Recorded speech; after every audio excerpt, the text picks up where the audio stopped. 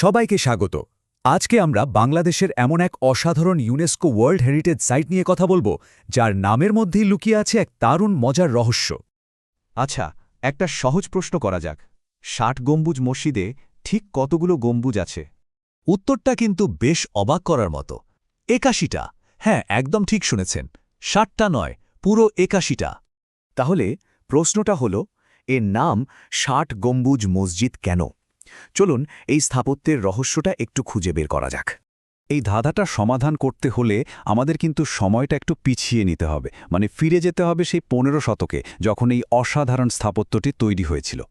তো সবার আগে চলুন পরিচিত হই সেই মানুষটার সাথে, যিনি এই মসজিদ আর আস্ত একটা শহর তৈরি করেছিলেন।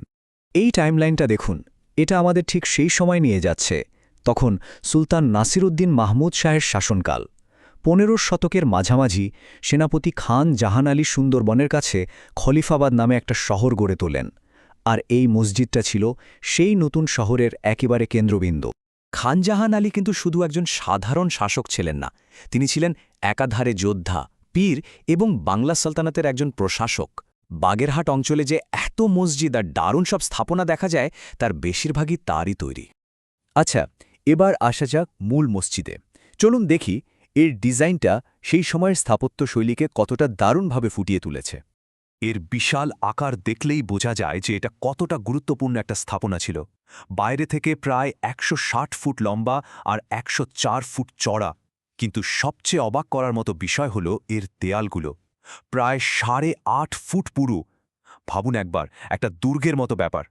এটাই তুগলকি স্থাপত্যের একটা বিশেষত্ব। এর স্থাপত্যে তুগুলকি আর জৌনপুরি স্টাইলের একটা অসাধারণ মিশ্রণ দেখা যায়। আর এর জন্য পাথর আনা হয়েছিল সেই রাজমহল থেকে। পূর্ব দিকে সুন্দর আর্চ করা ১১টা দরজা আছে, আর উত্তর দক্ষিণ দিকে আছে ৭টা করে। চার কোণায় যে ৪টি গোলাকার টাওয়ার দেখছেন, ওগুলি মসজিদটাকে একটা আলাদা সৌন্দর্য দিয়েছে। মসজিদের ভেতরে ঠিক ৬০টা পাথরের থাম বা পিলার আছে।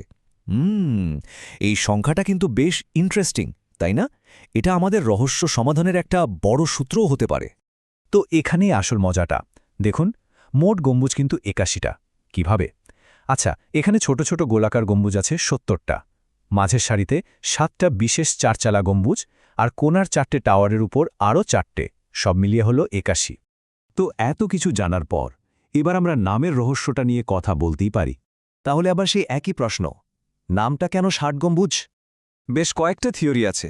সবচেয়ে জনপ্রিয় যেটা, সেটা হলো এর নামটা এসেছে মসজিদের ভেতরের ওই ৬০টা পিলারের ওপর ভিত্তি করে। ফার্সিতে স্তম্ভকে খাম্ভা বলা হয়, আর সেখান থেকেই কথাটা বদলে গম্বুজ হয়ে গেছে বলে অনেকে মনে করেন। আরেকটা মজার থিওরি হলো মসজিদের ছাদে ৭টা সারিতে গম্বুজ আছে, তাই এর আসল নাম ছিল ৭ গম্বুজ। সময়ের সাথে সাথে মানুষের মুখে মুখে ৭ শব্দটা হয়তো ৬০ হয়ে গেছে। আর তৃতীয় একটা ধারণা হলো শুধু প্রধান ৭টা গম্বুজকে ধরেই এর নামকরণ করা হয়েছিল। আসলে নামের পেছনের কারণটা যাই হোক না কেন, এই মসজিদের ঐতিহাসিক গুরুত্ব কিন্তু বিশাল। এটা সুলতানি আমলে, মানে ১৩৫২ থেকে ১৫৭৬ সালের মধ্যে বাংলাদেশে বানানো সবচেয়ে বড় মসজিদ। এর ঐতিহাসিক তাৎপর্য সত্যিই অপরিসীম।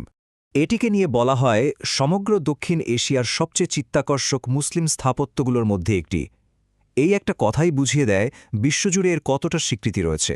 আর এটা কিন্তু শুধু একটা পুরনো বিল্ডিং নয়, এটা একটা জীবন্ত ইতিহাস। ১৯৮৫ সাল থেকে এটা ইউনেস্কো ওয়ার্ল্ড হেরিটেজ সাইট আর ঐতিহাসিক মসজিদ নগরী বাগেরহাটের একটা অংশ। আজও এখানে নিয়মিত নামাজ পড়া হয়, আর হাজার হাজার মানুষ এটা দেখতে আসে।